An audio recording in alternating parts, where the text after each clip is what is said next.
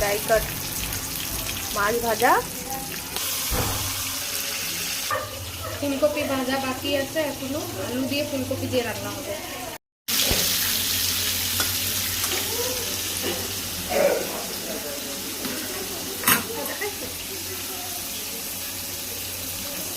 ভাজা হয়ে গেছে মাছ ভাজা।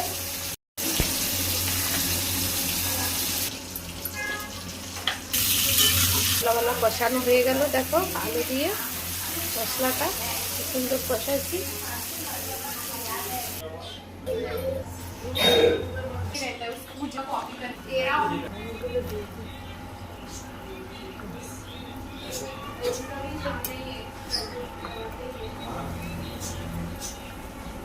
ভালো টেস্ট হবে।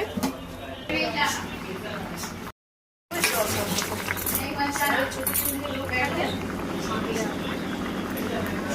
ছোট